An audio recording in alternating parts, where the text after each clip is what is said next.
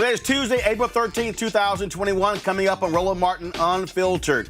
In Brooklyn Center, Minnesota, the cop who killed Daunte Wright, she has resigned. The police chief has resigned. The city manager has been fired. The black mayor is now in charge of the police department. We'll tell you all the details, including the removal of a certain flag atop the police department replaced with the American flag. In Virginia, the state's attorney general wants personnel records of the two officers accused of pepper spraying and pointing their guns at a black U.S. Army lieutenant. Caron Nazario, of course, took place in a traffic stop. Caron Nazario filed a federal lawsuit against them. Now the AG is pursuing them. The cop who shot Jacob Blake in Kenosha, Wisconsin, will not be disciplined by the police department. Yeah, really. And on day 12 of the murder trial of Derek Chauvin, his attorneys called witnesses to the stand in an effort to convince jurors that George Floyd died from heart disease and drug use. Yeah. The CDC and the FDA recommend a pause in the use of Johnson & Johnson's COVID-19 vaccine due to blood clot concerns. We'll have a doctor explain what that means. In Illinois, a high school football player was forced to sit in a locker filled with hanging banana peels. We have the video. And President Joe Biden and Vice President Kamala Harris met with members of the Congressional Black Caucus today to discuss critical issues in the black community. We'll show you some of what he had to say. And Will Smith, as well as Antoine Fuqua, have pulled their new movie, Emancipation, out of Georgia because of their voter suppression laws. And guess who decided to respond and include me? Texas GOP Chair Allen West. Y'all, Allen wants me to apologize for calling him gutless. Y'all will hear my response. And in our marketplace segment, we'll look at equity in the cannabis industry. Are black folks being left out?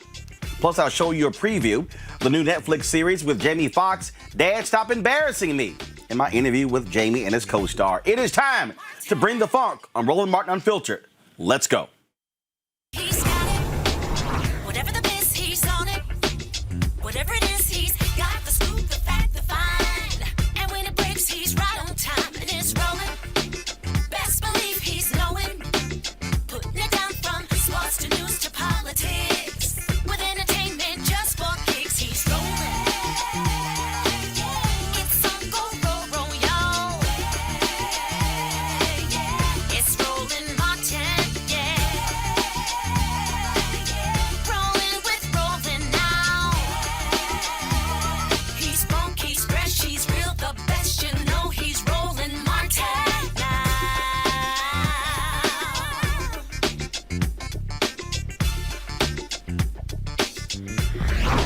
Martin. Lots of changes in Brooklyn Center, Minnesota. Of course, that's where, young man, 20 years old, Daunte Wright, was shot and killed during a traffic stop on Sunday. The police chief has quit. Officer Kimberly Potter, who also leads the police union, she has resigned from the police department. Potter submitted her resignation letter today. This is what it actually says. Dear Mayor Elliott, Mr. Edwards, and Chief Gannon, I am tendering my resignation from the Brooklyn Center Police Department effective immediately. I've loved every minute of being a police officer and serving this community to the best of my ability, but I believe it is in the best interest of the community, the department, and my fellow officers if I resign immediately. Sincerely, Officer Kim Potter. At a news conference today, the mayor announced that the chief is also resigned. We're going to show you some of what took place at the news conference. Watch this. Let me be very clear. My position is that we cannot afford to make mistakes that lead to the loss of life of other people in our profession. And so I do fully support releasing the officer of her duties. All right, folks, that was the wrong video there. We're going to queue up for you the video from today's news conference. It was a lot of moving developments today that took place today in Brooklyn Center, Minnesota. The protests have continued there in Brooklyn Center. It took place, all day there, and it has been an extremely busy day. Folks continue to demand significant changes take place in Brooklyn City, not just with, of course, the case of the officer and the chief, but also how they conduct themselves. At the news conference today, one of the things the chief made clear that the city council passed a resolution that stated that the police department cannot use tear gas or rubber bullets in dealing with protesters there in Brooklyn Center. That was important because protesters said they were condemning, frankly, they were condemning the actions of the police department when it came to dealing with the protesters. And so that was one of the moves. And this followed the city council firing, if you will, firing the city manager and then giving the mayor the power to take charge of the police department. A lot of different things going on. He made it perfectly clear that they want to have the trust of the community as much as they could. And so, again, that's what took place today. Here's the tweet that went out yesterday. Effective immediately, our city manager has been relieved of his duties.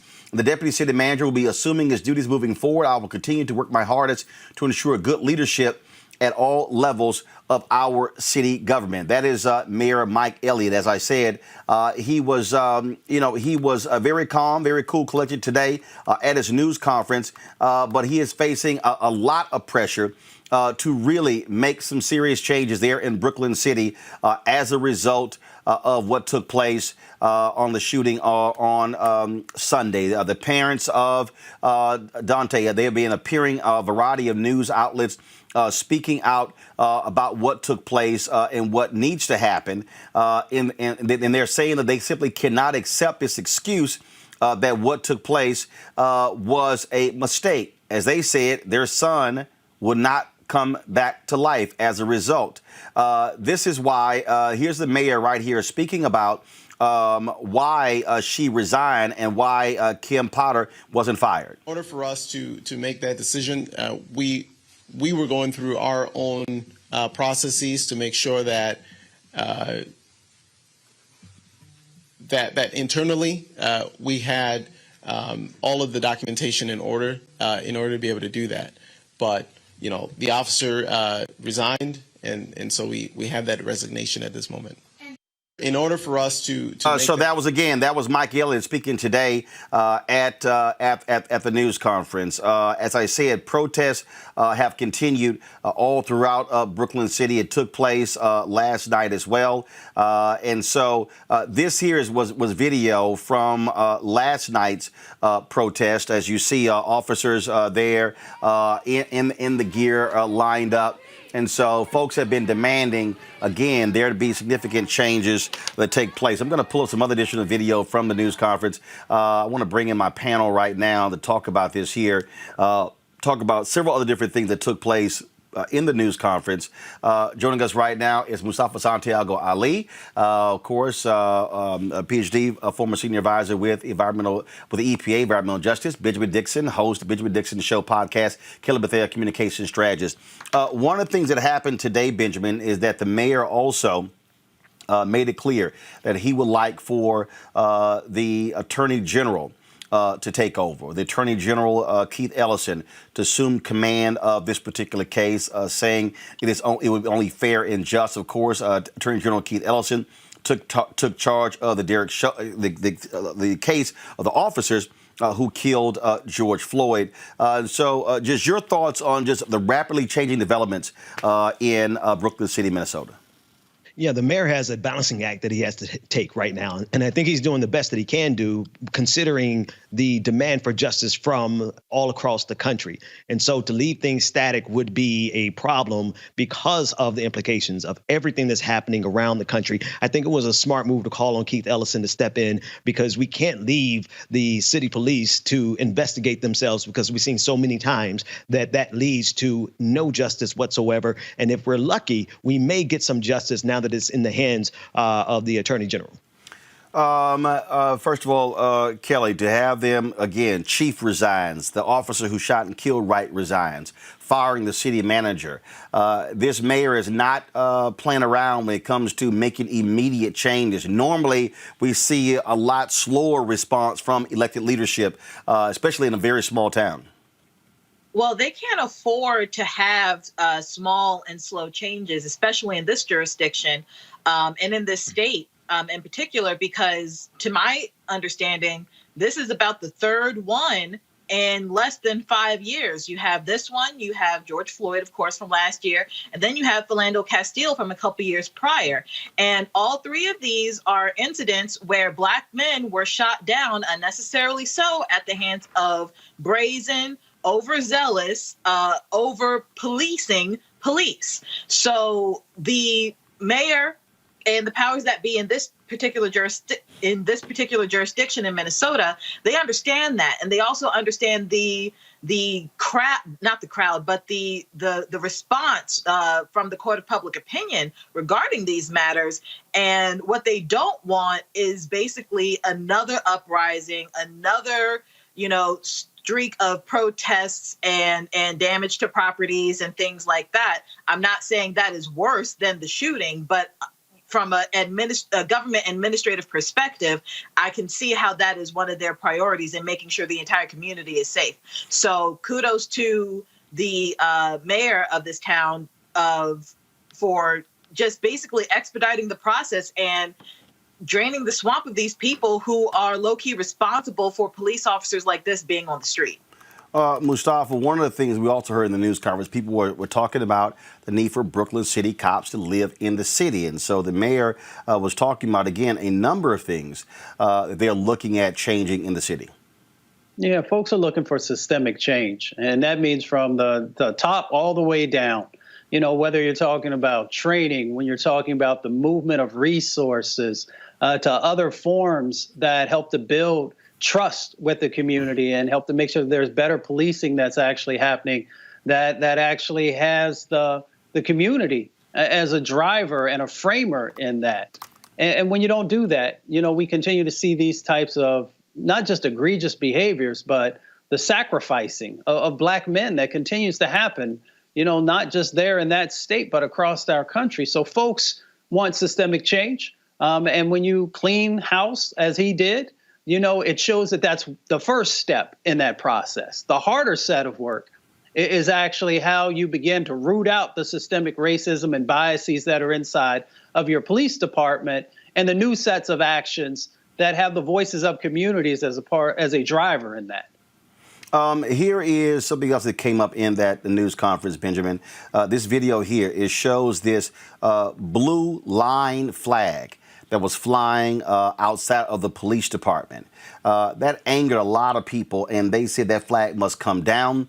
And today, the mayor announced that flag has indeed come down, and it is only the United States flag that is flying in front of that police department. Speak to that and what that means for the mayor to say that that flag has to come down in order to engender trust in this community. Well, so first and foremost, the mayor is taking on the entire police department by giving them the instructions to take it down, which is the right thing to do, because that flag is kind of just kind of in place of what they really want to fly, with a Donald Trump flag or even a Confederate flag, because that's what it symbolizes. And it symbolizes the brutality and the oppression that comes from the police department as it pertains to Black people specifically, and Black men even more particularly. And so for them to fly it, it was a sign to the entire country that they really did not give a damn about what was going on or the life that they took. And it's only fitting that the mayor told them to take it down, but it never needs to go back up across any police station across this country ever again. Of course, there was a news conference that also took place outside today. Here is attorney Ben Crump, who's been hired by the Wright family to represent them. And you have this 26-year veteran on the police force who was training them, Brandon.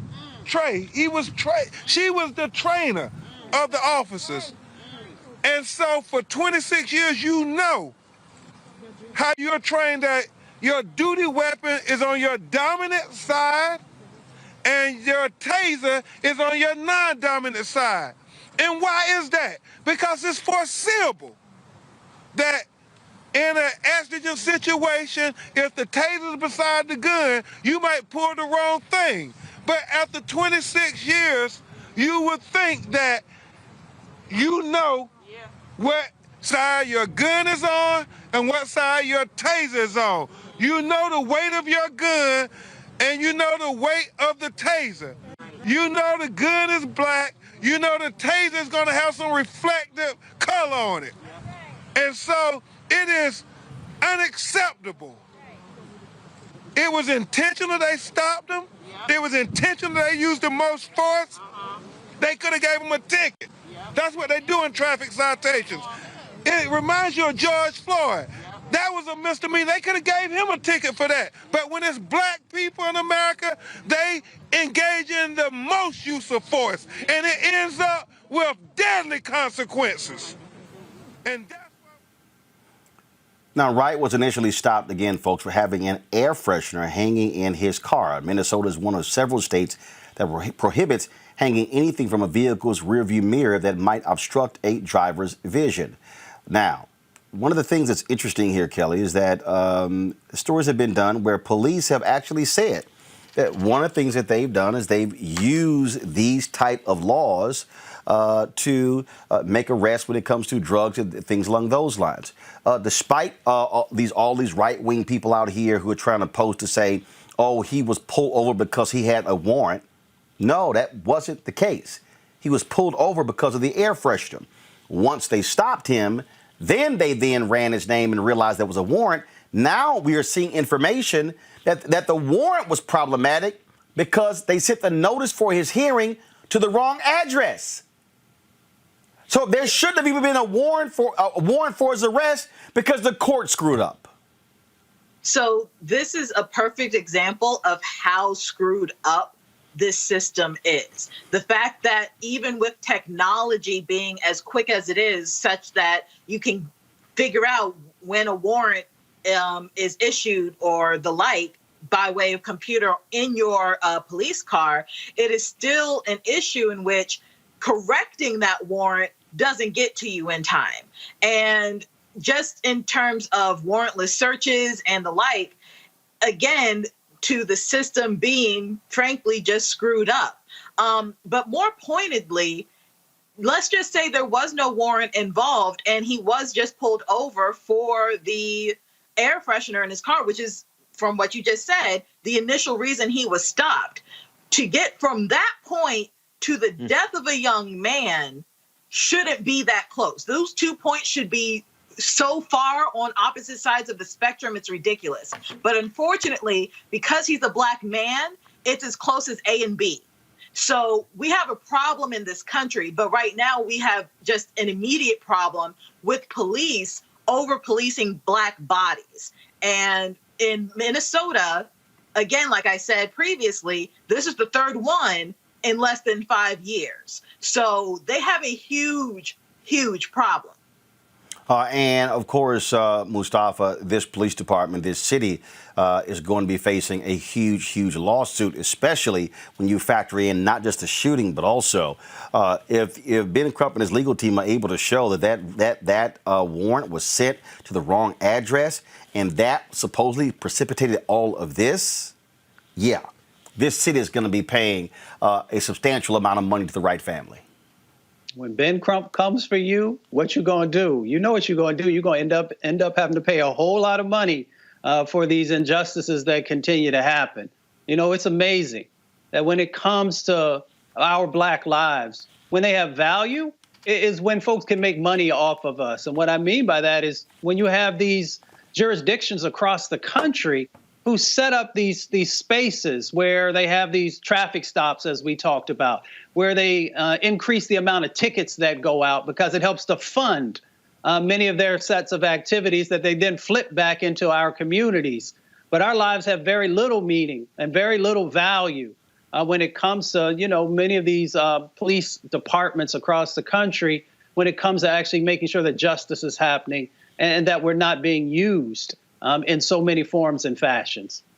And again, and for the folks who don't quite understand, because I keep seeing these comments on social media, especially on our chat boards.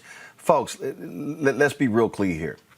Ben Crump and these civil rights lawyers, they can't prosecute cops.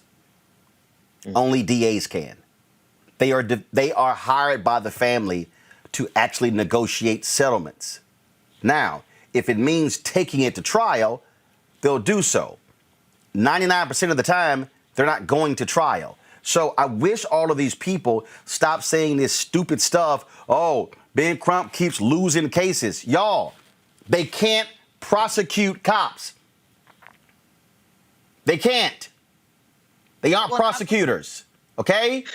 So understand what the law is, what the roles of lawyers are. They are hired by the family to represent them in civil suits against cities, police departments, and individuals. So I just need people to stop sitting here and posting that nonsense, because clearly a bunch of y'all don't understand what the jobs are of individuals. And so please stop with the nonsense, okay? Just stop it.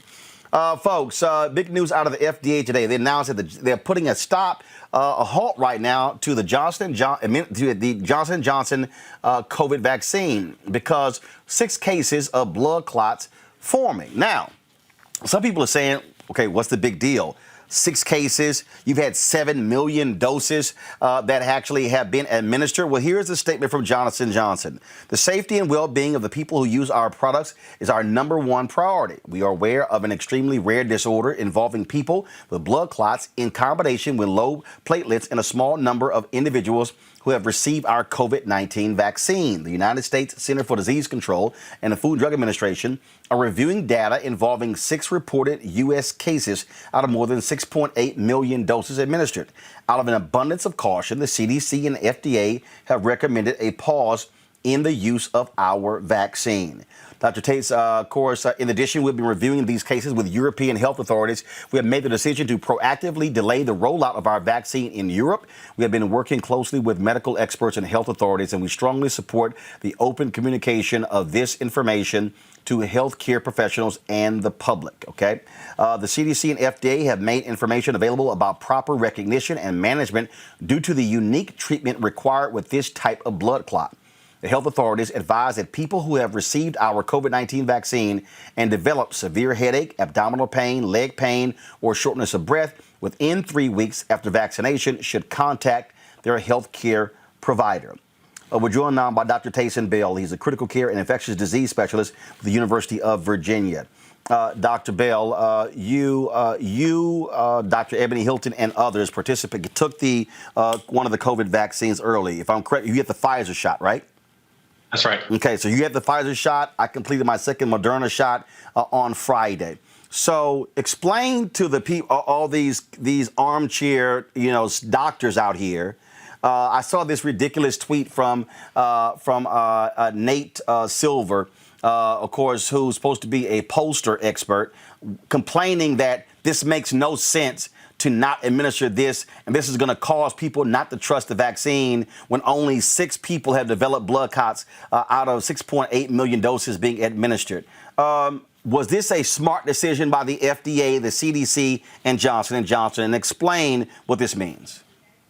Well, I will say that my initial reaction to the news was similar to yours, that this is a rare circumstance. The vaccine clearly has a benefit when it comes to protecting from death from COVID-19. But as I understood the decision-making process behind it, I came around and I actually agree and think it's the right decision for 3 main reasons. So first, you did mention the incidence of these blood clots are very rare, about 1 in a million. But it is important for clinicians to know how to treat them, because the normal heparin products that we would use for blood clots, they could potentially make this worse. So it's important to get that information out. Second, the pause allows for us to really take a look at a focused way to get more information. There might be more cases. We don't know at this point. I hope there aren't a lot more, but it allows a chance to really take a look at the data and see if they're in more cases or if they're in different kinds of people. The cases that were described were all in women between the ages of 18 and 48 years old, but we may be able to learn some more information. And then the third, we talk so much about how speed and equity are really priorities for the vaccine rollout. But really, at the end of the day, we need to make sure that this is a safe and effective product. And the vaccine monitoring system that the CDC put in place, it worked exactly the way it's supposed to. And when we see these signals, even if they're rare, if they're potentially fatal, it's something that we should look into. And ultimately, that's how we ensure that there's vaccine confidence in the public. Okay, and so in reading that, when I hear that, I mean, what they're saying is like, hey, folks, how we normally treat blood clots, not working. So we got to walk ourselves way through this. And again, for the people who say, oh, this is a shame, it's going to cause people not to trust vaccines. First of all, we have three. That's Moderna. There's Johnson & Johnson. There's, of course, Pfizer. And then in Europe is AstraZeneca, correct? That's right. Okay. And so this, to me, are folks saying, hey, no, we're going to be extra cautious. Let's study the data. That's right. I don't believe that pausing the rollout for Johnson & Johnson is an indictment of the vaccine. It's really an effort to make sure that we're being very careful in investigating the data to make sure that we understand fully what this rare complication is. And then ultimately, I don't anticipate that it'll be pulled completely, but I do think that there may be an adjustment into which patient populations it'll be recommended for who may be at higher risk of this rare complication. All right, then. Dr. Tyson Bell, we surely appreciate it. Thank you so very much for letting us know about this. And again, look, I've encouraged folks to take the vaccine. There are a lot of people out there who say, hey, I don't want to. But the bottom line is this here. We see what this has done to a lot of people. I was reading a tweet the other day from Dr. Walter Kimbrough, who's the president of Dillard University. He announced on March 28th that his brother, who was 51 years old, had gotten COVID. Yesterday, he tweeted his brother had passed away as a result, and because he said he had a pre-existing condition, he was obese, he had developed blood clots as a result of COVID, and passed away just a few days later. Exactly. The risk of COVID-19 far outweighs the potential risk of the vaccines at this point. Your risk of getting a blood clot from having COVID is around 1 in 5 or 20%. So, these are sorts of things we need to keep in mind. But at the end of the day, we want to make sure that every product that's out there is safe. All right, then. Dr. Bell, thanks a lot. Thank you. All right, folks, got to go to a break. We come back. We're going to talk about today's developments in the Derek Chauvin trial. The man, of course, who killed George Floyd. That is next on Roland Martin Unfiltered. You see what's happening. It's not just in Georgia. It's here in Florida and in 43 states across the country. Last year, I had my voting rights restored with an assist from the Florida Rights Restoration Coalition. I did it for myself, but also for my future. Having children, I realized I could make a difference. So I got my voting rights restored, got registered to vote, and I got my vote in through the Postal Service since I was working out in California during the football season. Now, they're trying to undo that, and the hard work of so many others. They're taking away drop boxes, making it hard to vote by mail, and they're still trying to make returning citizens pay for a poll tax just to vote. Now that we know what they're trying to do, let's stop them. Here's how. Call your legislators, call your members of Congress, and start by signing our petition at morethanavote.org/protect. The fight is not over. We're just getting started. Help us help you and protect our power. Hi, my name is LaToya Luckett. Yo, it's your man Dion Cole from Blackish, and you're watching Roland Martin Unfiltered. Stay woke. Well, former House Speaker John Boehner called Senator Ted Cruz Lucifer in an interview yesterday on The View. He talked about him being a complete ass and just being, frankly, an evil person no one likes. Well, this is Senator Ted Cruz's response to that Michael Vick commercial we just showed you, dealing with Georgia voter suppression put out by the folks with More Than a Vote. Cruz tweeted, "If you like killing puppies, this might be persuasive." That's what that fool said. The same man who abandoned Texas, of course, in the middle of a winter storm where Texans died. Bottom line here, Mustafa, Ted Cruz, grossly unlikable. Very few people will actually say positive stuff about him. Now, he's all happy because he announced today he raised something like $5 million in his war chest. He's frankly an embarrassment to me, being a native Texan. You will never hear me call him my senator at all. He's a complete suck up to Donald Trump. The man called your wife ugly, accused your dad of killing Lee Harvey Oswald, and you still kissed his chapped ass. So now he wants to sit here and complain about Michael Vick. Oh, really, Ted Cruz? Whatever. Yeah, I mean, it's hard to have any moniker of respect for somebody who doesn't stand up for their wife, doesn't stand up for communities. You know, he's actually played a role. You know, you make a choice which side of the equation you want to be on.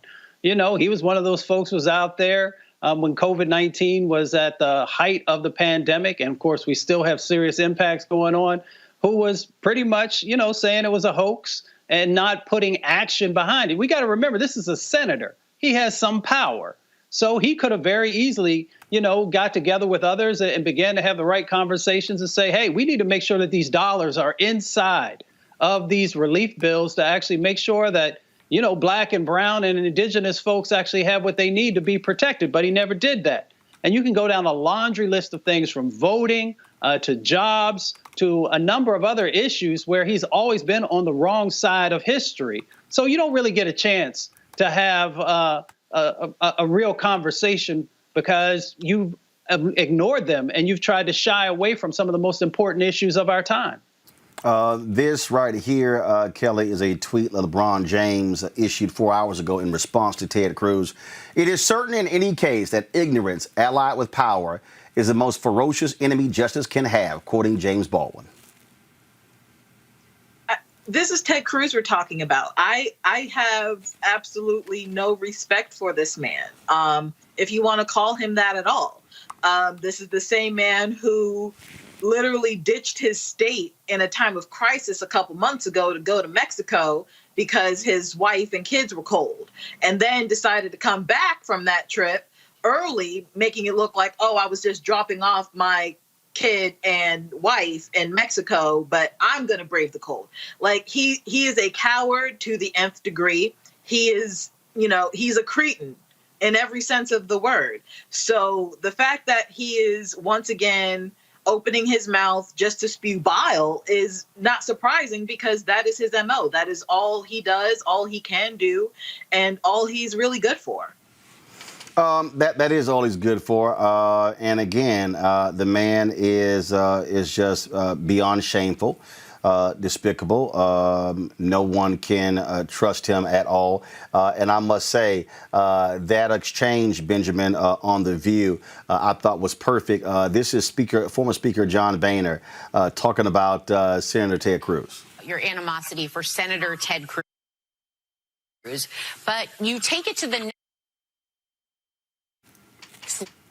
level in the book, writing, quote, "There's nothing more dangerous than a reckless beep who thinks he is smarter than everyone else," unquote. Now, you say even Mitch McConnell hated him with a passion. Not sure, having some issues here, but let me see if I can get this queued up right. Let's see if this works. Trying to play this because the soundbite is actually just perfect in talking about Ted Cruz. So hopefully I can get this straight here. But I mean, my goodness, the guy is just insufferable. I think we got it now. Go. But you take it to the next level in the book, writing, quote, "There's nothing more dangerous than a reckless beep who thinks he is smarter than everyone else," unquote. Now, you say even Mitch McConnell hated him with a passion I didn't know Mitch had in him. And we hear you ad-libbed some rather colorful commentary we can't repeat here when you recorded the audiobook portion about him. What is it about Cruz that gets you so fired up? Because Cruz says you're obsessed with him. Well, this guy was not even a member of the U.S. House. He's a member of the Senate. And he's coming over to the House side of the Capitol, storing up some of my knuckleheads and pushing them to do things that are about the dumbest things I've ever seen in my life. And he's not even a member of our caucus. And so it was just a bit bizarre that I've never quite seen anything happen before or since, like the activities of Ted Cruz. And, you know, I don't really beat up too many people in this book, except one, Ted Cruz, Lucifer in the flesh. Ooh, Woo! Yes, we will be back. We will be back with former Speaker John Boehner when we return. He does not. He does not hold back. Hey, Lucifer in the flesh. Love it, Ben. Yeah, no, that's a great soundbite. I wish John Boehner would have done something about it while he was Speaker of the House. I wish that John Boehner would have spoken about that while he had power to influence the outcome of some of these elections. Because if he's really a patriot, then he would have stepped up and helped rid ourselves of Lucifer in the flesh. Now, that said, he's describing Ted Cruz to the T. And this is a scenario where you see two people like John Boehner is saying all the things that we want to hear, but I let them fight because they continue to allow these type of Republicans, Tom Cotton, it's not just Ted Cruz, it's Tom Cotton, it's all across the board where Republicans are destroying our democracy in real time, and we have to wait till John Boehner's book come out before he says something that actually could impact that last election. And so if y'all want to laugh, so let's talk about the election here. Now, first off, let's talk about Georgia, where Will Smith and Antoine Fuqua have announced that they are removing the shooting production of their film Emancipation in Georgia. Here's what their statement they released. At this moment in time, the nation is coming to terms with its history and is attempting to eliminate vestiges of institutional racism to achieve true racial justice. We cannot, in good conscience, provide economic support to a government that enacts regressive voting laws that are designed to restrict voter access. The new Georgia voting laws are reminiscent of voting impediments that were passed at the end of Reconstruction to prevent many Americans from voting. Regrettably, we feel compelled to move our film production work from Georgia to another state.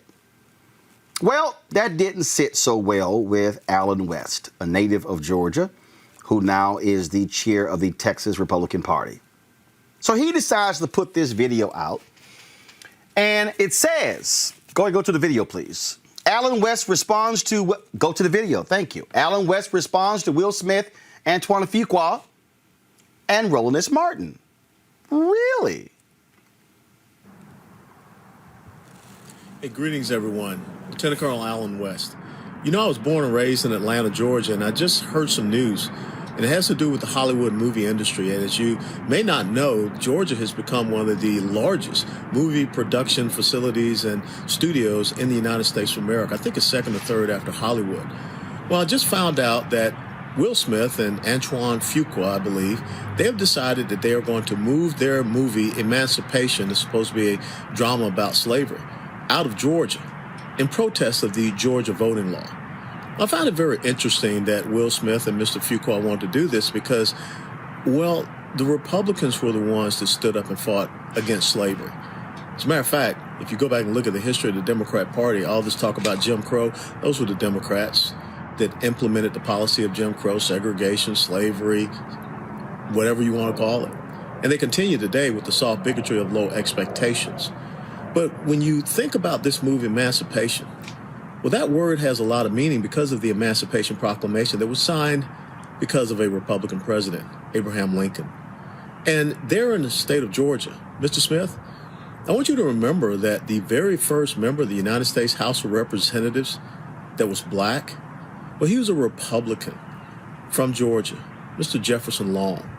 So I think maybe you should look at your history and make sure that you get it right. And oh, by the way, hey, Will, show me where you can go without an ID. I don't even think you can get on an airplane without an identification. I know that I can. Now, does that mean that these airlines are racist? And when you look at the Georgia election law, there are many other states controlled by Democrats that have election laws that are far more restrictive and stringent. So again, all of this background noise that we hear from these Hollywood elites and these corporate fascist oligarchs, it doesn't have a hill of beans of a meaning to any of us. And oh, by the way, Roland Martin, I think you call me gutless for not standing up and speaking out against voter laws. Well, guess what? I fought in countries where we wanted to make sure that they had honest, free, and fair elections. And I will continue to fight for the exact same here in these United States of America. God bless y'all. Bye-bye. really, Alan West. Now, let me show y'all this here. I issued a response to Alan West, and I put this on Twitter. And then Alan decided to, let me just show you what he posted in response. Let me see if I can find it here. Let's see here, right here. So a couple of hours ago, Alan called my response nuts. Go ahead and show it, please. Thank you. Nuts. All right. So here's what happened. My booker, Jackie Clark, Jackie called Alan West. I have his number. Called Alan West. You know what? Why don't I just call Alan right now?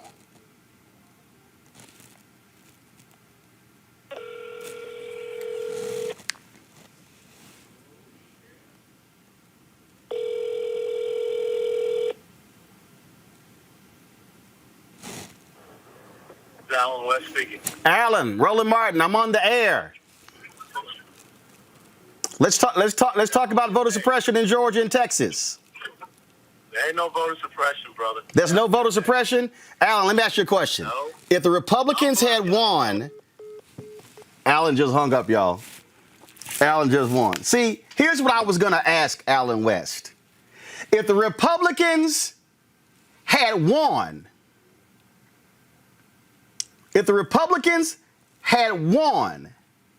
would any of these bills be passed? It's a very simple question. It's a very simple question.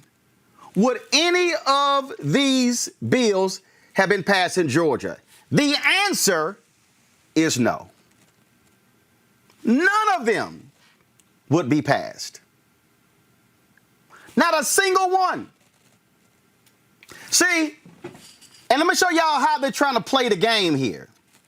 You saw in the video where Alan West says, in the video, Alan West says, oh, voter ID. See, they want everybody to think the bill is only about voter ID. It's not. What Alan West, native of Georgia, will not tell you, why are they placing the mail drop boxes inside of the voting location? Which means that when the voting location is closed, you can't drop your ballot off. What they will not tell you is, why are they making it illegal for, let's say I was registered in Georgia, and my mama and daddy were registered in Georgia, and my mama and daddy filled their form out and said, son, take this with you and drop it off. The law says I cannot drop off my mama and daddy's absentee ballot. Why? What's the problem? They have restricted the number of drop boxes. Alan West then says in his video, oh, there are many more states in America led by Democrats with far more restrictive voting requirements than Georgia. Name them. I've heard y'all say New York State, and guess what? Progressives and liberals have been fighting for years to change the voting laws in New York State for that very reason. And they were successful in the last session. But I find it interesting, Alan West, y'all keep talking about Colorado having fewer early voting days than Georgia. But y'all don't want to admit it's also because 90% of the people, 70 to 90% of the people in Colorado vote by mail, which y'all want to restrict. Alan West, stop lying. Alan West, stop lying. So now let me deal with how folk like you want to cloak yourselves in the Republican Party of the past. Oh, it is factually correct, Alan West. that the radical Republicans were the ones who were fighting slavery. It is correct that the radical Republicans were the ones who led the 13th and 14th and 15th Amendment. Oh, it's absolutely correct. And it was indeed the Southern Dixiecrats who were racist and wanting to keep slavery.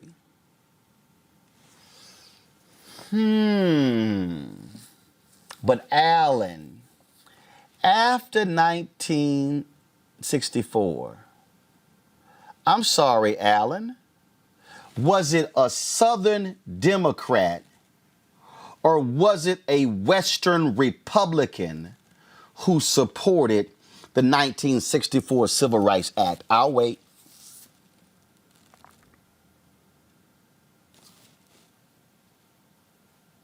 Fact, Alan, it was Southern Democrat President Lyndon Baines Johnson who shepherded the 1964 Civil Rights Act through Congress.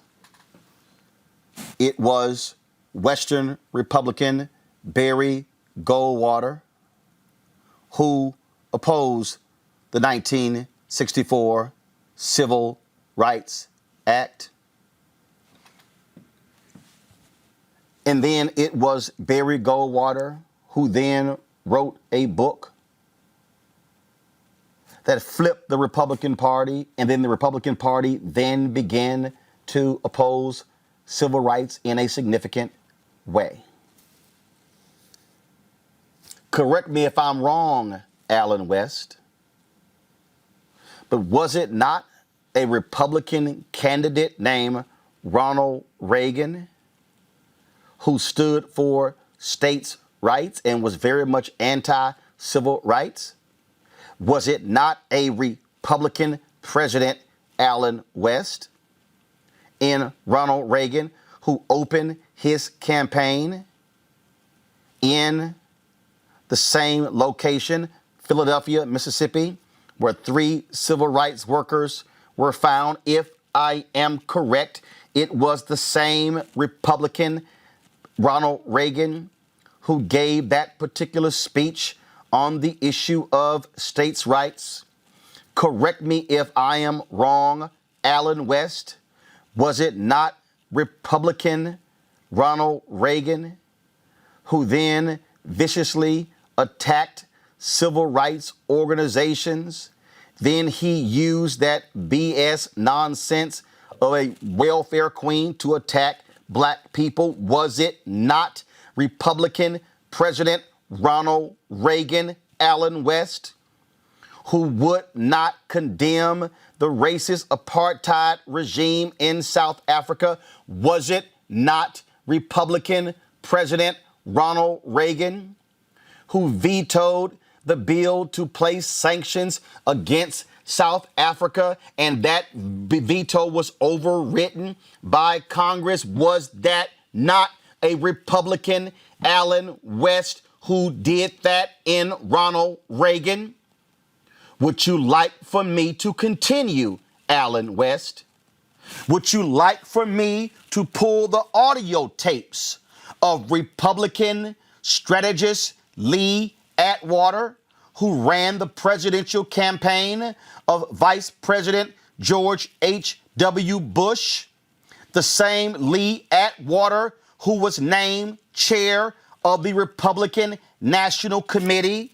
Do you really want to have this conversation with me about race and the modern day Republican Party, Alan West? Since you want to cloak yourself in what Republicans did during slavery and during the civil rights movement, by all means, let me show this here, the Lee Atwater tapes. Let me Google that.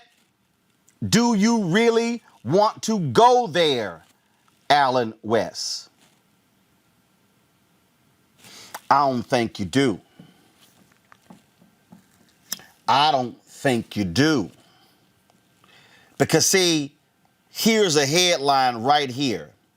Lee Atwater, the dark and dirty side of GOP politics. Where Lee Atwater actually talked about how they did not have to use racist language.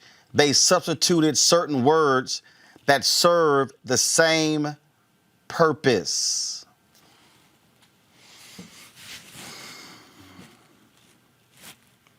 Alan, you opened this can of whip ass. I didn't.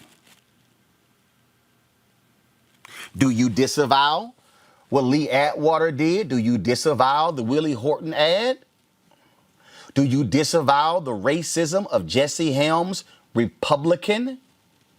Do you disavow the racism of Strom Thurmond, Democrat, who led the Southern Manifesto in 1948, where they unfurled the Confederate flag? What did he later become? The Republican senator from South Carolina?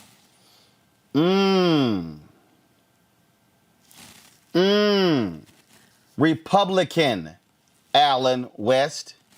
Do I need to go through, Allen West, the number of Republicans in my state of Texas and where you now are the head of the Texas Republican Party? Matter of fact, let me just go ahead and do this here.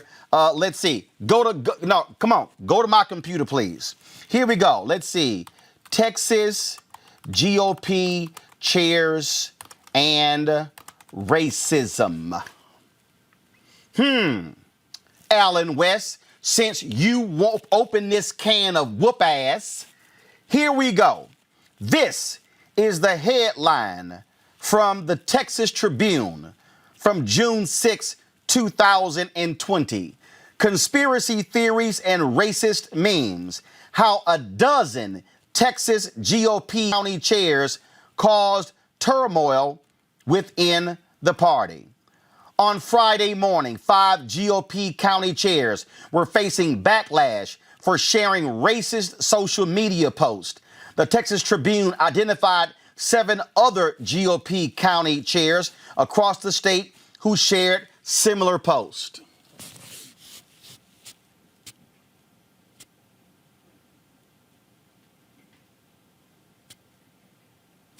This is why I called you gutless, Allen West.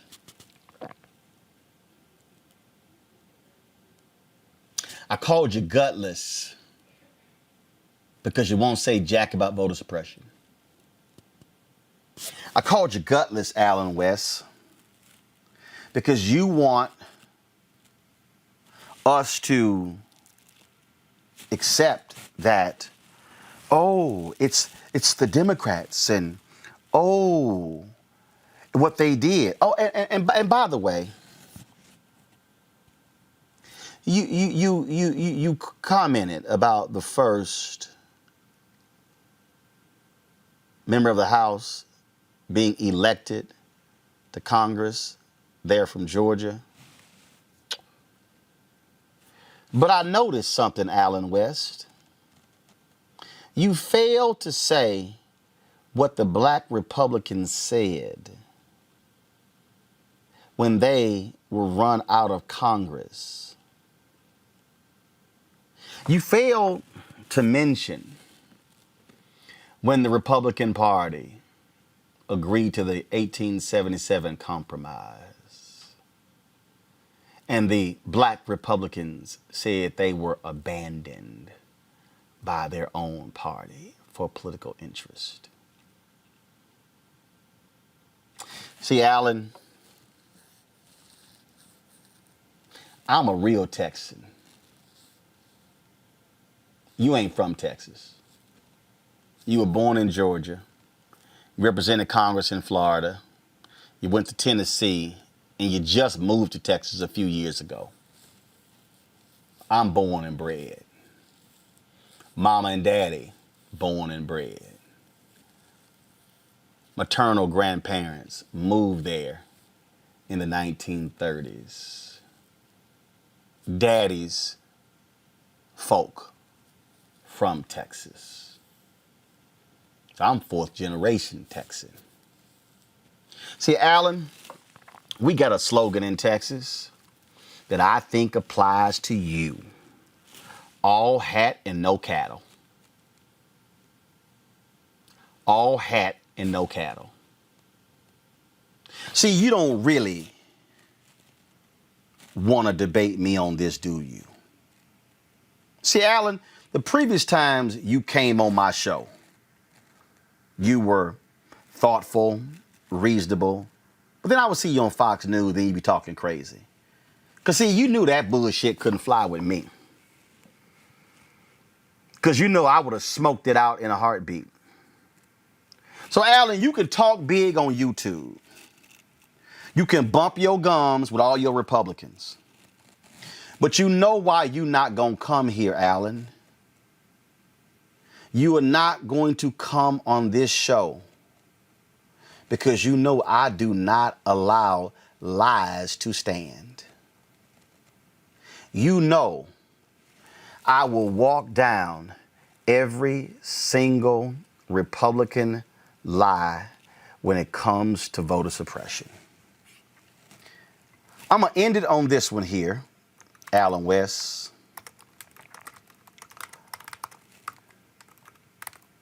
There are a lot of black Republicans who I know. And there are a lot of black Republicans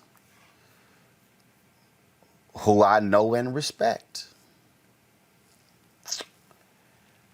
And there are black Republicans, Alan, who are willing to speak truth to power. There are black Republicans who are not afraid of kissing Donald Trump's ass. They don't need to do that. I'm going to show you one of them, Alan West. And in fact, you, Alan West, said you served this country. So did this brother. Last I checked, you don't have 1 star. He's got 4. Alan West, this right here is a black Republican with a conscience. This right here is a black Republican who is willing to tell his party the truth and not be afraid. This right here is a black Republican who stood up at a CEO forum in North Carolina in 2013 with the Republican governor in attendance and blasted the governor for signing a voter suppression bill, and he was sitting in the audience. Go back to my computer. Alan West, this is what this black Republican, this black Republican veteran, this black Republican 4-star general had to say. He said, quote, "It immediately turns off a voting bloc the Republican Party needs. These kinds of actions do not build on the base. It is just turns people away. I want to see policies that encourage every American to vote, not make it more difficult to vote." Politico wrote, go back. Politico wrote, the bill requires voters to show government-issued ID, shortens early voting, and ends pre-registration for teens, among other changes. Thursday, Powell said the bill sends a bad message to minorities. What it really says to the minority voters is, we really are sort of punishing you.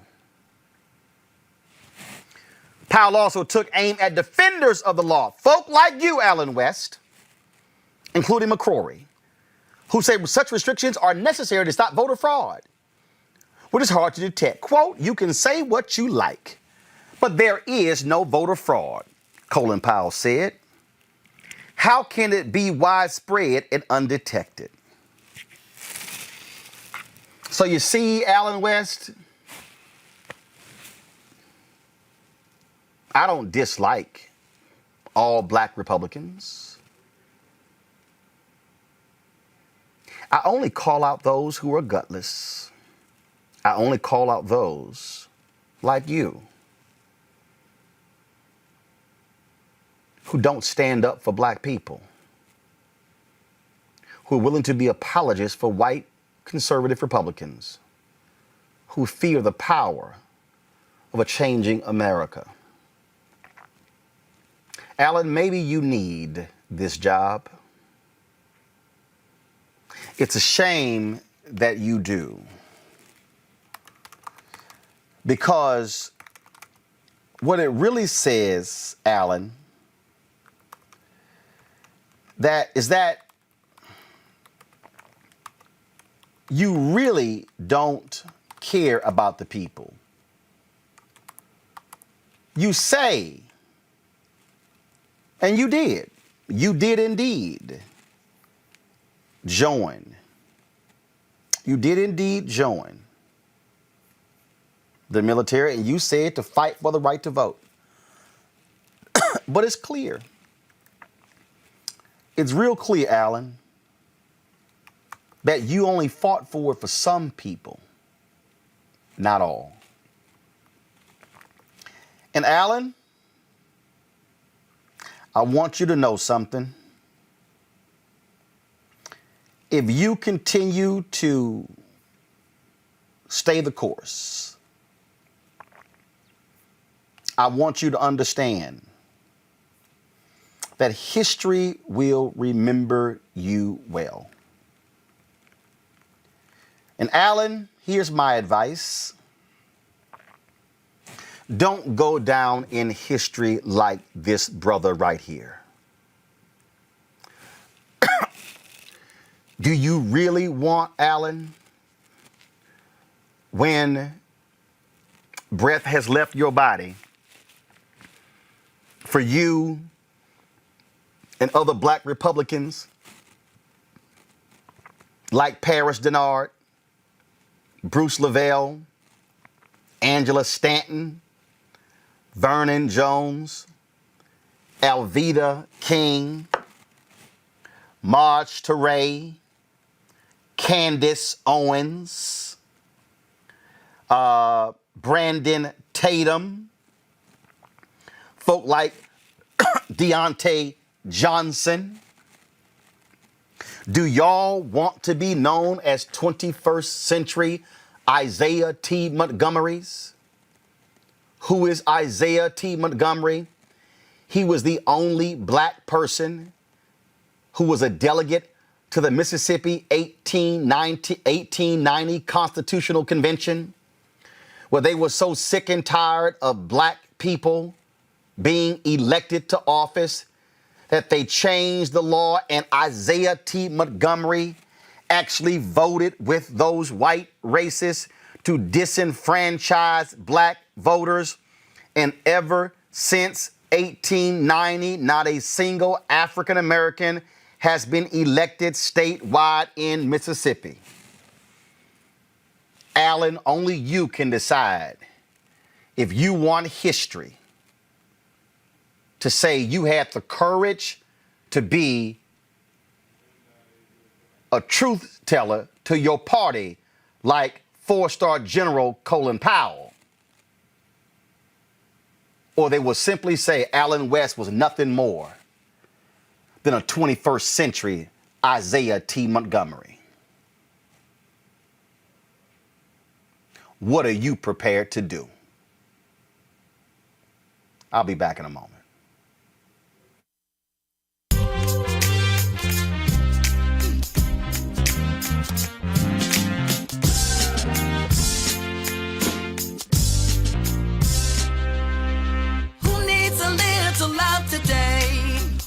Some love sent their way. Who needs love? Who needs love? Who needs a little love today? Who needs some love sent their way? Who needs love? Who needs love?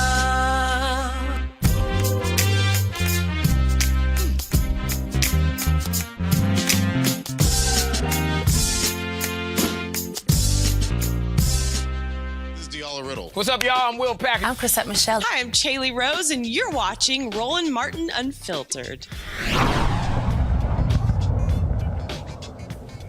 I'm not at all interested, Ben Dixon, in playing games with these folk. Ben, did you hear me? I'm sorry, say that again, Roland. I said I'm not all interested in playing games with these folk. No, not at all. Not at all. I was tweeting while you were doing your monologue because I couldn't believe Alan West talks all that cash money shit and he hung up after 10 seconds. I mean, Alan West has been causing problems since I lived in Florida, and he was a really good step and fetch it type of Republican for the blackface of white supremacy, and that's what he did. And I've been waiting for somebody to take him to task, but for you to call him in real time, I got to salute you, Roland. That was some G stuff right there. Well, I'm just not playing these games with him, Kelly, because again, I ain't got no problem debating any of them. Matter of fact, and I keep telling these folk, I ain't scared to go to Fox News, Newsmax, OANN, none of them. Because, see, they cannot defend lies. They can try, but when you're armed with truth, they can't handle that. That's why they always go back to ID. We ain't talking about ID. We're talking about all the other stuff that's in the bill. They don't want to discuss all that. It is really interesting to me how Republicans' main talking point, especially when it comes to Black Republicans and white Republicans who are trying to appease two Black people, the first thing is Lincoln freed the slaves. Republicans did this. Republicans did this for Black people. Republicans did that for Black people. Why aren't you on our side? And they conveniently forget that 1865 Republican Party is not the 2021 Republican Party. And they know this. They absolutely know this. They bank on the ignorance of some Black people to get on their side, to agree with them, and to join this party that is historically, from 1960s on, completely adverse to Black issues and racist and not in alignment with what we need and what we want from this country. When it comes to this bill, I mean, it doesn't make sense to me because, well, for me, I use logic. So Republicans don't necessarily use logic in this regard.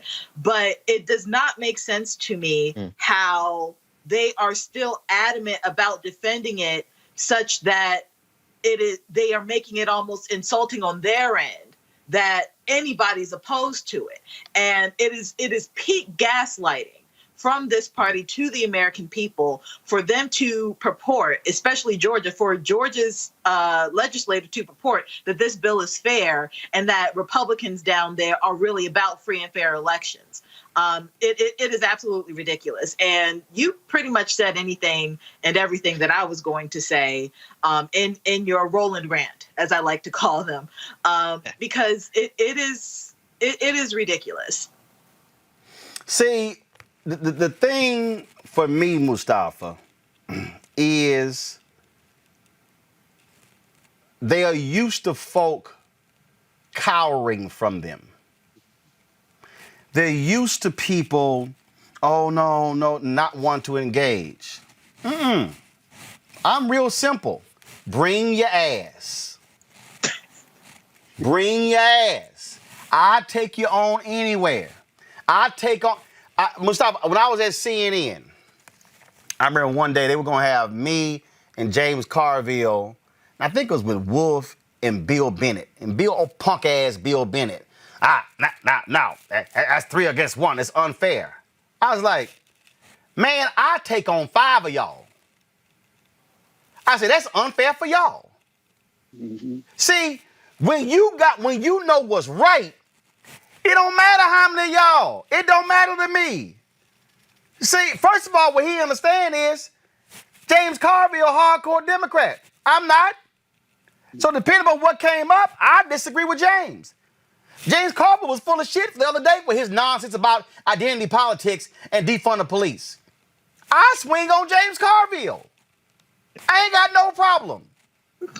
I was on Martha's Vineyard. Alan Dershowitz said some crazy stuff. I whooped his ass right there on the panel. I whooped David Gergen's ass on the panel. White liberal, white Republican, black liberal, don't matter. If I disagree with you, I disagree with you. But see, they scared. They're scared. And see, that's why they're passing the laws. In Texas, the reason they are passing the laws, because they're mad that Democrats, the 18 black women got elected judges. I was down there helping them. One of them, she passed away. Okay? Pancreatic cancer. That's one. They're mad because Democrats came within 5 seats of taking over the Texas House. They mad that Beto only lost by 2.5 points to Ted Cruz. They're mad. That's why they're trying to... How you going to sit here and outlaw mobile voting?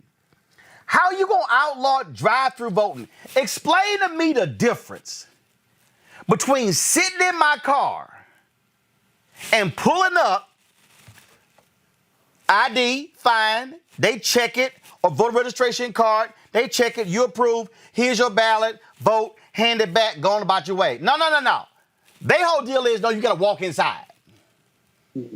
Oh, then we going to have one drop box for the whole damn county. Harris County, Texas is bigger than damn near half the East Coast. One for the whole county. That's the silliness these guys play. And again, they mad. I remember the video of Mark with Lou Dobbs before he got canned, yelling at Stephen Miller, why can't y'all go hire Mark Elias and pay him a bunch of money because he's kicking y'all butt in court? Because he's right. And the Lawyers Committee for Civil Rights under law, they are right. The Transformative Justice Coalition, they are right. ACLU, they are right to fight these sick and demented Republicans. And all Allen West is doing is defending them and embarrassing the elders and the ancestors. I'm with you on that. You know, we are free black people. And with that freedom comes our own ingenuity and innovation and the ways that we know that fairness is supposed to play out. And if you're not willing to do that and you want to go against that, then you're going to get to smoke. And I was sitting here enjoying your conversation with just calling out all the foolishness that Brother West was, you know, throwing up for folks.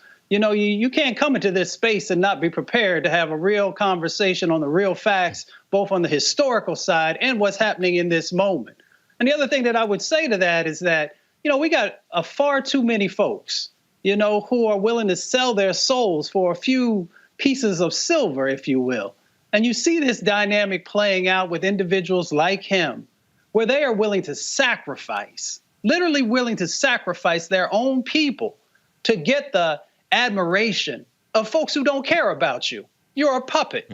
They use you, and when they're done with you, they will throw you away. We saw Herman Cain, God rest his soul, when he was no longer of use. And when he got that COVID-19 virus, you didn't see anybody running over and giving him, you know, the same sets of treatments that President Trump got.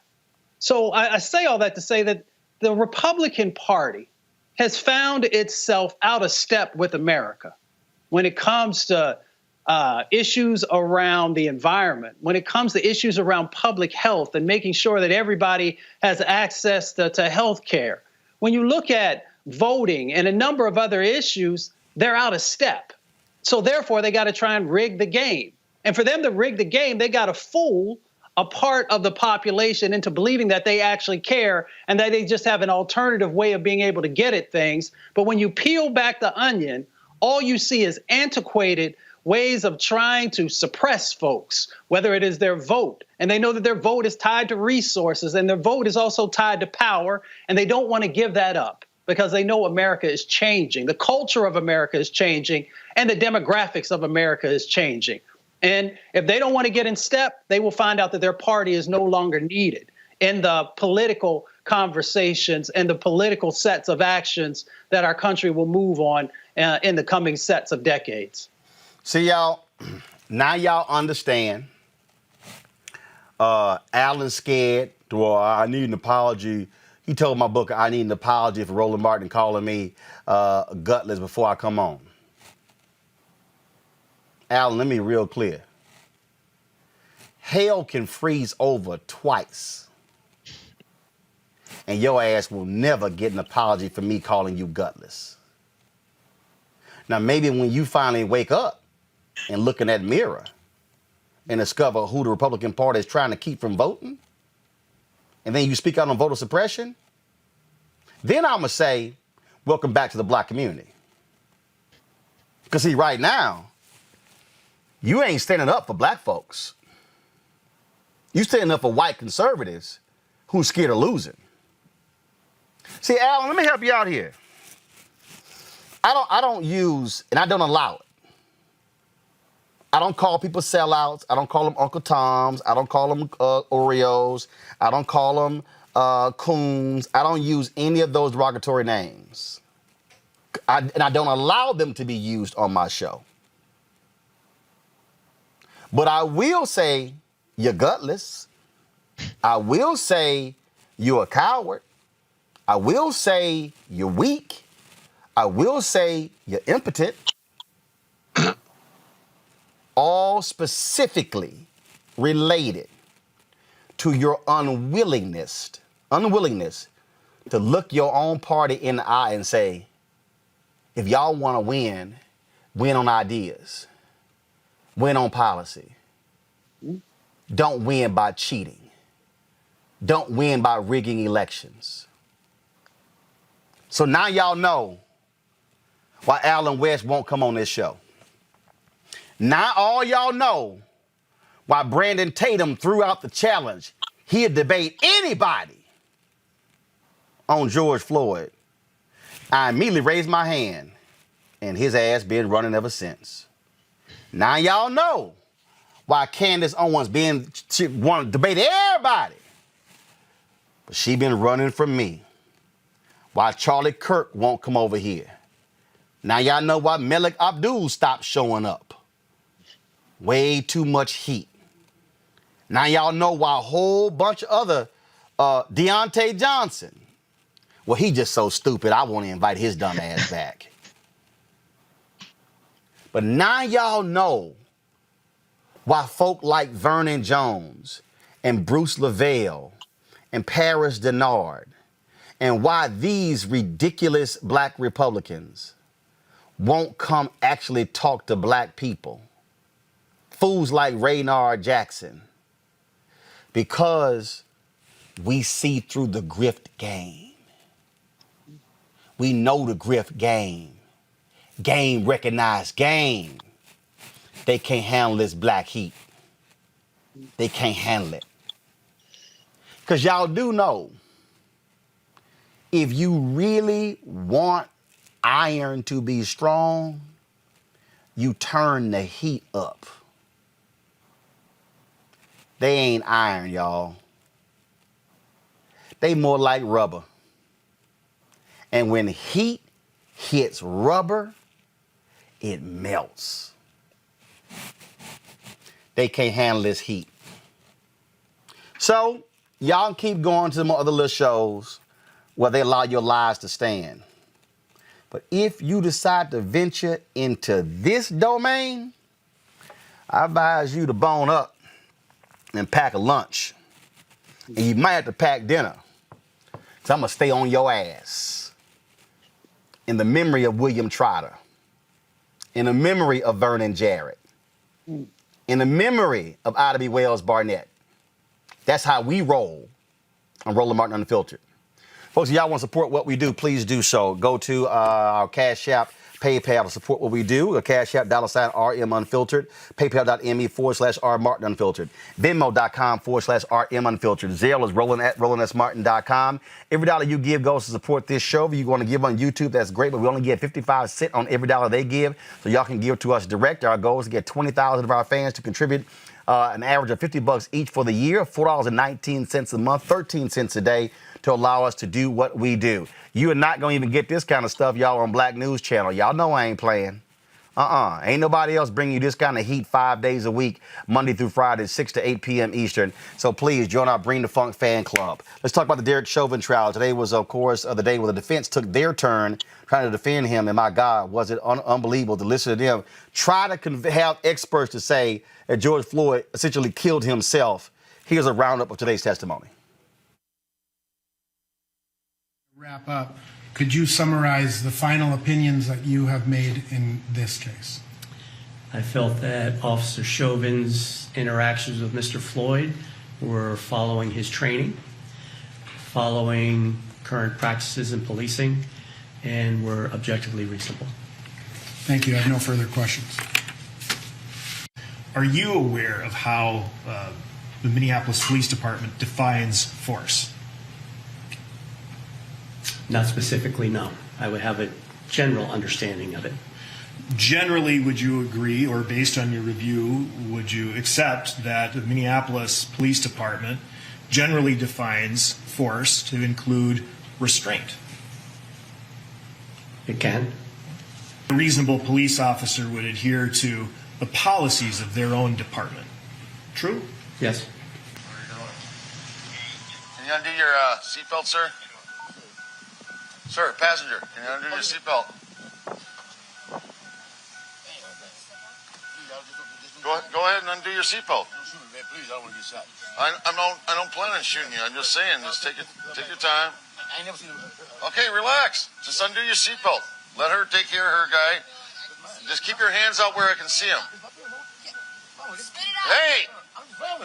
Let me... Keep your hands where I can fucking see them. Okay? Put them up on the dash. Put them on the dash. I'm not going to shoot you. Put your hands on the dash. Put your hands on the dash. The last time I'm going to tell you that. It's simple. He keeps moving his hands around. He won't listen to what I have to say. Put your hands Okay. on your head. Put them on your head. Top of your head. Okay, man. Open your mouth. Spit out what you got. Spit out what you got. I'm going to tase you. Spit it out. He's eating over. Don't you jerk away from me. Put your hands behind your back. That was one yellow pill, boss. Okay, now slowly come on out.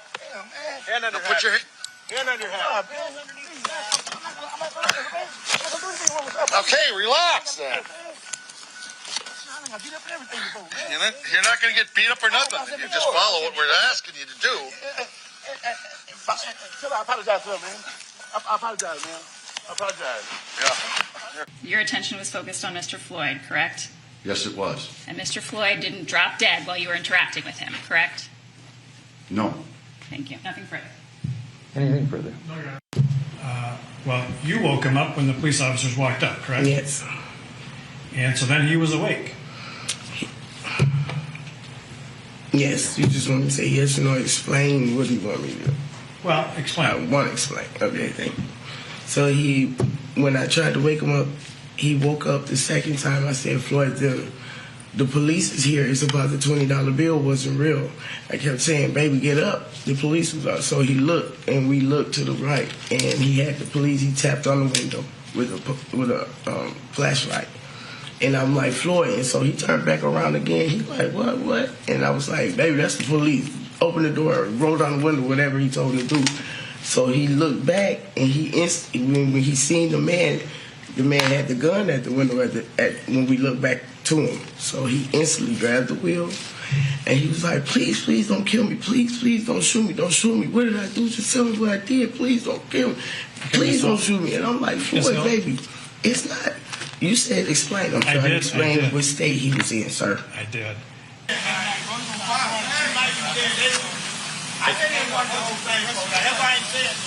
Here's a book, man. Yeah, are you guys good with diesel? I'm gonna double check. Here's the book. Here's a notebook, man. You want to get his phone? Yeah. In the car? Yeah, it's right down. His phone. He's already gone. He doesn't need his phone. Is that his phone? Put his phone back. Yeah, put his phone back. He's gone. He went to the hospital. Tell him where it is. Are you sure? Yeah. Put his phone back. That's it. You know him, bro? Yeah. What's up? You might have called his family or something. I watched the whole thing for that. I ain't even. What happened? I I didn't talk to them yet. You heard it. Okay, you ran them though? Nope. Okay. No, that man took her name. So, supposedly your partner has his ID. What happened to him? Fucked up. All right. Ask your partner if your partner needs anything. He took your ID? Yeah. He sick. They kept it put on the. They kept it. I don't even know what What? I tried to get him to get in the car.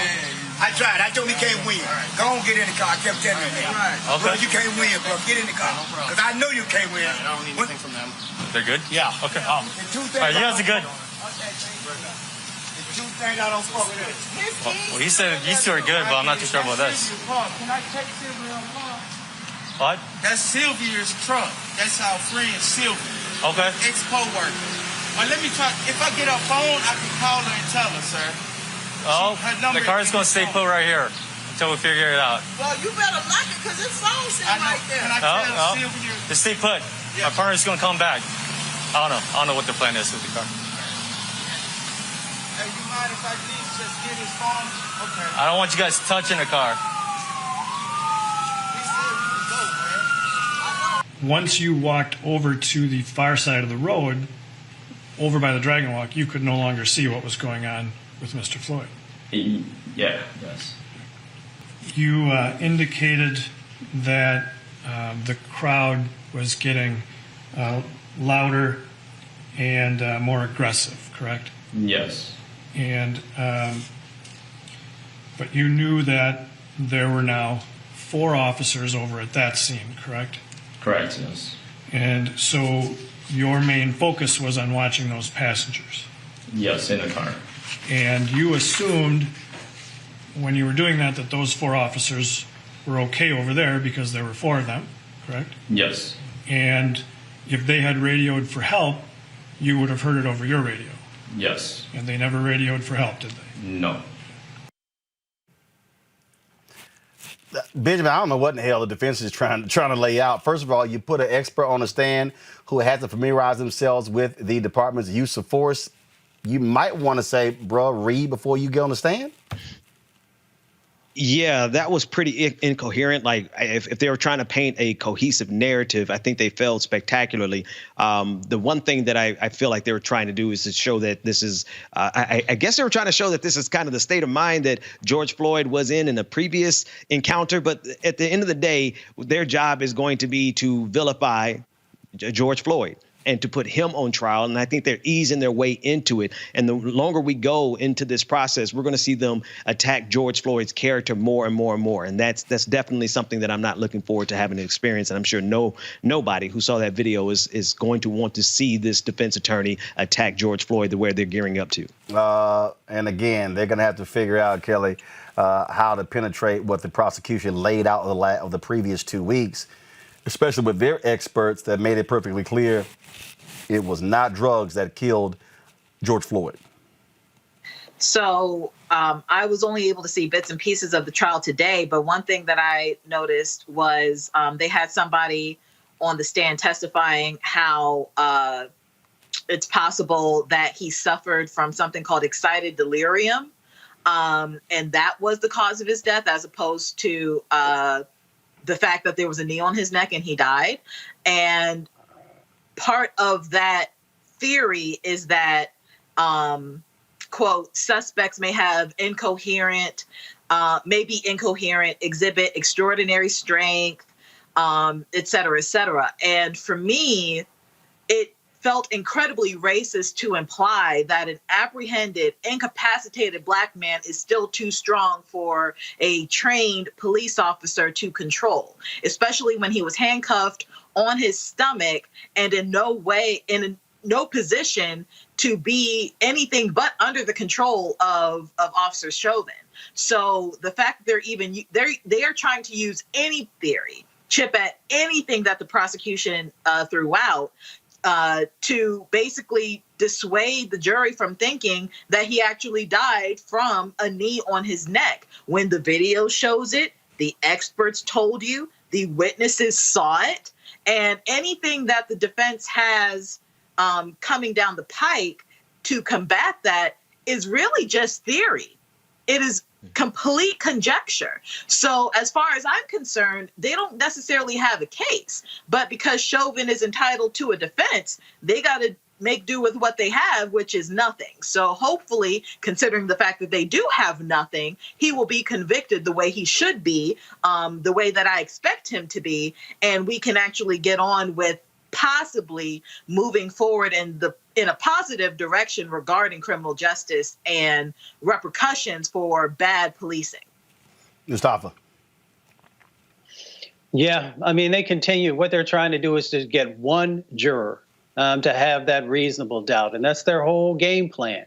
But every one of the jurors have seen the video, and they've seen that George Floyd had his hands behind his back, handcuffed. He's on the ground, and he died from asphyxiation, and the asphyxiation came from Derek Chauvin placing his knee for a considerable amount of time. He didn't have a gun. He didn't have any weapons. He wasn't even resisting arrest. So their case is flimsy, but we also know how the court system works, and they're trying to get that one person. We just hope that every one of those jurors actually uses their minds, uses their hearts, and embraces the humanity that is supposed to be a part of the process. All right, folks, let's go to Illinois, where a video of a black high school football player being forced to sit in a locker filled with hanging banana peels has emerged. His teammates threatened to break his knees if he did not do what they said. Watch this. Chair, I'll break both your knees. Chair. Yes, sir. Yes, sir. Chair, I'll break both your knees. Police are now investigating the incident. The police are investigating the incident which took place at Moline High School after the video went viral on social media over the weekend. Moline Police Chief Darren Galt confirmed the teammates said it was a joke among friends. Moline Coal Valley School District is conducting its own investigation to determine if there were violations of school code or district policies. Also, folks, today, President Joe Biden and Vice President Kamala Harris met with key members of the Congressional Black Caucus to discuss critical issues like voting rights, racial equity, and how the infrastructure investments in the American Jobs Plan will advance racial equity and address historic inequities. Here's some of what President Joe Biden had to say. It's an honor to be with all of you today, and I know it's been a pretty painful week, you know, with the losses we've had, you know. A good friend, S.C. Hastings, which I knew a long, long time, and to lose him is losing a piece of the, I don't know what, just losing a piece of something. And also, you know, Daunte Wright in Minnesota, that god-awful shooting and resulting in his death, and in the midst of an ongoing trial over the killing of George Floyd, and Lord only knows what's happened based on what the verdict will or will not be there. And but we're in the business, all of us meeting today, to deliver some real change.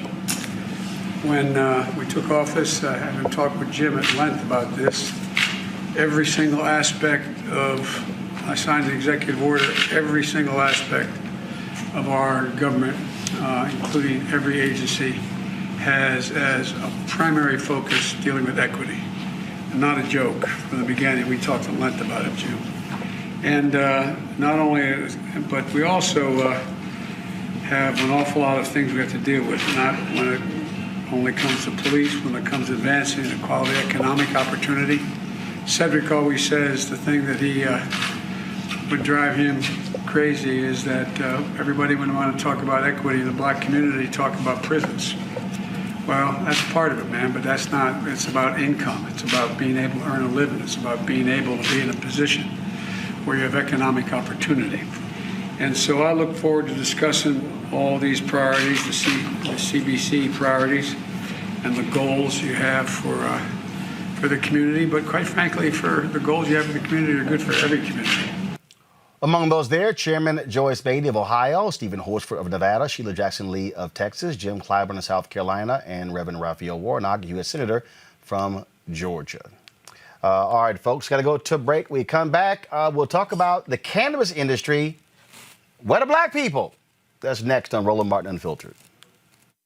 I believe that it's movement time again. in America today, the economy is not working for working people. The poor and the needy are being abused. You are the victims of power, and this is the abuse of economic power. I'm 23 years old. I work 3 jobs. Work 7 days a week. No days off. They're paying people pennies on the dollar compared to what they profit, and it is time for this to end. Essential workers have been showing up to work, feeding us, caring for us, delivering goods to us throughout this entire pandemic, and they've been doing it on a measly $7.25 minimum wage. The highest check I ever got was literally $291. I can't take it no more. You know, the fight for 15 is a lot more than about $15 an hour. This is about a fight for your dignity. We have got to recognize that working people deserve livable wages. And it's long past time for this nation to go to 15 so that moms and dads don't have to choose between asthma inhalers and rent. I'm halfway homeless. The main reason that people end up in their cars is because income does not match housing cost. If I could just only work one job, I could have more time with them. It is time for the owners of Walmart, McDonald's, Dollar General, and other large corporations to get off welfare and pay their workers a living wage. And if you really want to tackle racial equity, you have to raise the minimum wage. We're not just fighting for our families, we're fighting for yours too. We need this. I'm going to fight for it until we get it. I'm not going to give up. We just need all workers to stand up as one nation and just fight together. Families are relying on these salaries, and they must be paid at a minimum $15 an hour. $15 a minimum. Anyone should be making this to be able to stay out of poverty. I can't take it no more. I'm doing this for not only me, but for everybody. We need 15 right now.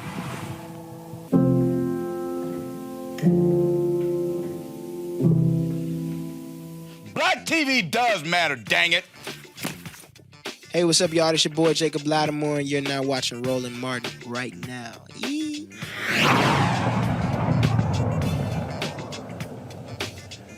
Texan Jamie Foxx is back to his comedic roots with his new show, Dad Stop Embarrassing Me. Of course, it's partly based upon his life with his daughter, Caron. I had a chance to sit down with Jamie and his co-star. Here's a trailer, then here's our interview.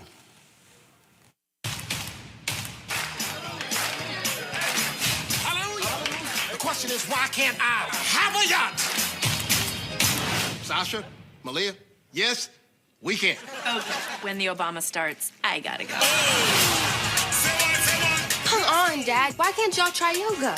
I mean, didn't you say you wanted us to bond more? I don't know how I let this girl talk me into coming into this whack-ass yoga. Because you're weak, boy. And why are you here? I'll give you 2 reasons. Hello, ladies. Good. I think she's having a hard time with her mom being gone. I don't know how to connect with her. Why are you in your pajamas when we getting ready to go to church? I think I'm gonna pass on church this week. I'm gonna tell you right now, everybody under this roof goes to church. I'm happy you came. I'd be even happier if you told me you got a pastry in that knapsack. Won't he do it? Yes, he will. And I want to let you know something, brother. I am free from my diabetes. Save me half of that. Say what? Good time. Dad, what are you wearing? I'm wearing the latest skinny jean. Those jeans aren't skinny, they're starving.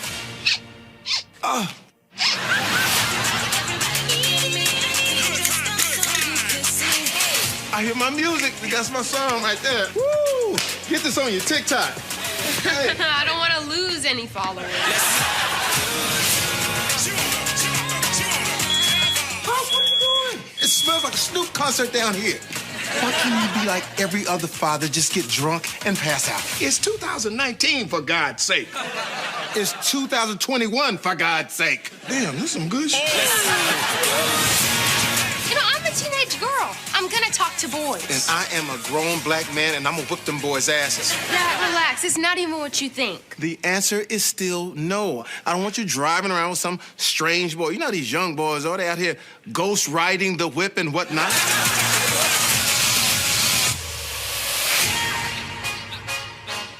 Cool. Roland Martin Unfiltered. Roland, you got an hour. That's what I'm saying. You got an hour, Texas, Roland. Go ahead. Texas. That's the way it's supposed to be. That's what I'm saying. Baby. Well, I gotta double back and do your show. Hey, Doc, look, you know, we can do it anytime you want to do it. I ain't got to ask nobody. I own it, so we good. I know. Well, I appreciate you. Yes, indeed. Kyla Drew, how you doing? I'm doing good. How are you? I'm doing great. Glad to see both of you. Let's get right into it because they got a brother on the clock. Jamie, in this show, you're dealing with raising a 14-year-old. Any flashbacks? You leaning on real life experience when you had to deal with a teenage daughter? Listen, man, most definitely. Now, my daughter never got in trouble, Roland. That's what's crazy. Now, so we had to manufacture that part. Never? Listen, I never had to say, I know you ain't coming in here late. I know there ain't alcohol on your breath. What is this, boy? I never had any of that. So we had to write that. But as far as I'm concerned, basically, my daughter was actually the parent at times because I was so off the chain. Look, you see me. But I just thought that Kyla Drew brought something so amazing to the show, and Kyla and my daughter actually got together and would craft a character, and having my daughter as executive producer on the show really meant a lot because, like, I'd be out there thinking I'm doing something funny and then get a call on stage and she's like, yo, that ain't funny. You better find something else because that ain't funny. So it was just a great vibe, man, and I cannot express how much fun it was. Kyla, I've had to raise 6 nieces at one time together. I'm dealing now with my wife and I, my twin 17-year-olds. So trust me, I'm sure I'll be watching going, yep, I've seen that before. Yep, the eye roll, the sucking the teeth. Mm-hmm. Oh, all of it. All that. Why you got to be so aggressive? Because you... See, I'm my cuss. Go on ahead. I'm sorry. Go on ahead. Yes, yeah, we basically see Sasha is a teenager and she be doing her own thing. Attitude and all. She's off the chain sometimes. But I think it's a good balance in the show. And a lot of times Brian, Jamie's character, brings her down, all the way down to reality and snatches the attitude right out of her. Jamie, my daddy told me this, and I have conveyed this to my nieces. I ain't your friend. I'm your uncle. I'm raising you. I ain't your friend. Exactly. And so did you also have to make that clear? I ain't your friend. Listen, you got to make it clear and like, look, and then you got to, some of the old disciplines just don't work. So you have to align yourself as friendly, but always understand that at a certain point you have to parent. And when you have to parent, sometimes that can be a lonely place because you don't want to disappoint your daughters. You don't want to disappoint your kids, but sometimes you got to actually like be killjoy. Now, that was what my grandmother used to just killjoy for no reason. Granny, I want to go across the street. Go over there and see, I'll cut you clean in two. Well, why you got to do that? I just went. How would I live with half a body? So, but those are the things that you have to sort of set up in order to make them understand that the world is going to be a lot more hard on you than I am. So it's sometimes it's toughening them up, not having them live in a space of social media and things like that, because when you get into the real world, an Instagram post may not save you. Absolutely. And Kyla, I think what's important, and again, what this brings, is critically important for people to see the relationship of a daughter and her daddy. I cannot tell you, as somebody, my parents will be married 54 years in June. As somebody who understands the importance of daddy, I think this is also wonderful that this is being exhibited and people are seeing that relationship between the two of you. Yes, 100%. I'm honestly so honored, and I love the fact that this show highlights both Jamie and Karen's relationship with one another, and I think it's so beautiful that Sasha decides to live with her dad, and then watching their relationship blossom throughout all the episodes. It really takes you on a journey, and by the end, they tight. They're good. They understand one another. Speak of that, Jamie, because again, typically when we watch television, it's always, the dumb daddy. He can't fix anything. He knows nothing. He's not smart, or he's not even there. It's always the mama. What do you want to convey? Well, first of all, we do a lot of behind the scenes with dads who are trying to connect with their kids. Maybe there was a divorce or whatever like that. And sometimes we will take not the easy way out, but we will take the comfortable way out. Like that's the mom's job. No, it's not. Your daughter needs you more than ever nowadays. When they come into these different sections of their life from 16 to 19, whatever it is, they need to be able to lean on you. So I'm always been like, listen, no matter what the circumstance, that's going to be your daughter forever. So you got to get in there. You got to fight for that. And you got to go through that uncomfortable sucking of the teeth and that uncomfortable rolling of the eyes and that uncomfortable, she may get you with some venomous, I use my father for an example. My father lost a connection with my sister. So I moved my father into the house with me. This is part of the show. The reason that I moved my father into the house with me, so they would run into each other, so they can get some of that time back. So there's nothing more important than a father and that daughter relationship, because I want my daughters to be able to lean on me at any time and say, hey, Dad, this is what I'm going through. And I'll be able to have that door open. And that's the whole thing as a dad, is just constantly making sure that door is open, because, sometimes your daughter feel like, well, I can only tell mom these things. I said, no, I want you to be able to tell me everything as well, because there's a lot of knowledge that I have, and I want to be there to support. Absolutely. Well, Kyla, Drew, and Jamie, we look forward to it and look forward to seeing the love, the laughter, and also the life lessons. Thank you. All right, folks, Dad, Stop Embarrassing Me debuts on Netflix tomorrow, so you can begin to check it out.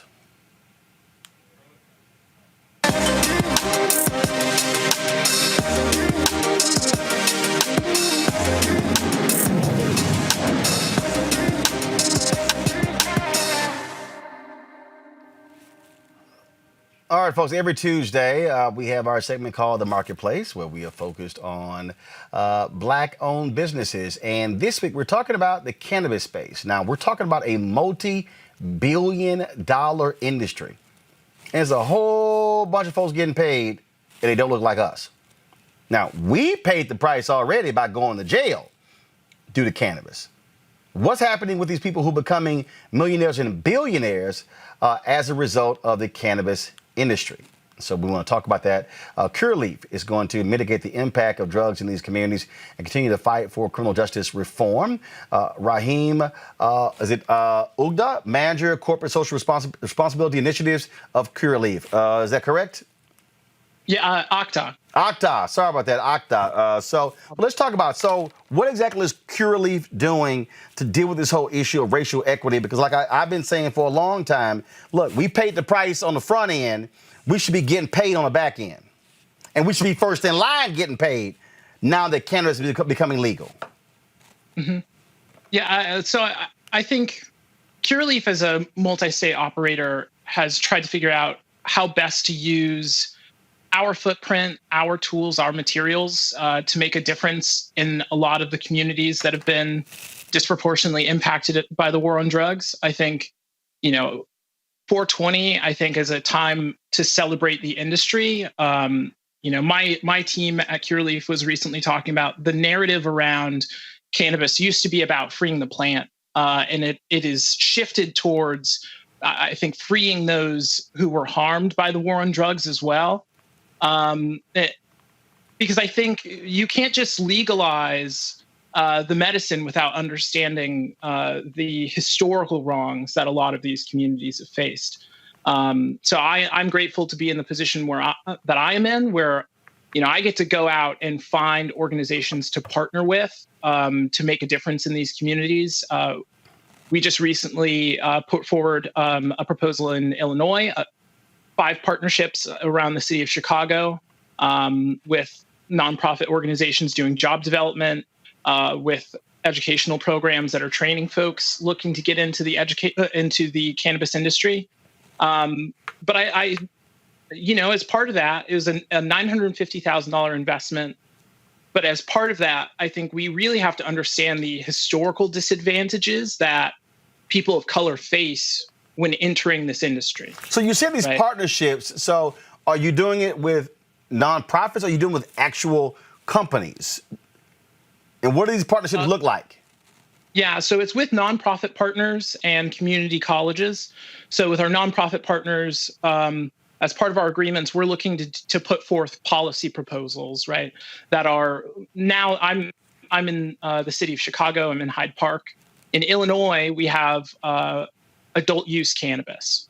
But on the surface, it's all equal. But as you start to get into who can still get drug tested, who can lose access to housing for using what is now a legal substance, I think as you start to pick at all of those areas, you find that it falls disproportionately on Black and brown folks who, don't own their own property, so may not be able to smoke legally in their own residence, could work an hourly job in manufacturing that leads them open to drug testing and the possibility of losing their home. So we're partnering with a lot of nonprofits to try to put forth policy proposals for industries moving forward that are equitable, because I believe while a number of folks from these communities may want to enter cannabis, I think we need to understand that not everybody wants to be in the cannabis industry and in a plant-touching role. So we really just need to create equity around the plant and around consumption. Questions go to my panel. First off, Mustafa. Yeah, you had mentioned community colleges. What does the work look like in that space? Yeah, so we have a partnership with Olive Harvey College. It's multifaceted. We're supporting their program as they roll out a cannabis logistics program. We're also working now on creating a pipeline and infrastructure for folks to come into our stores or into our corporate environment in an internship capacity, and hopefully we can hire those folks on after a period of time.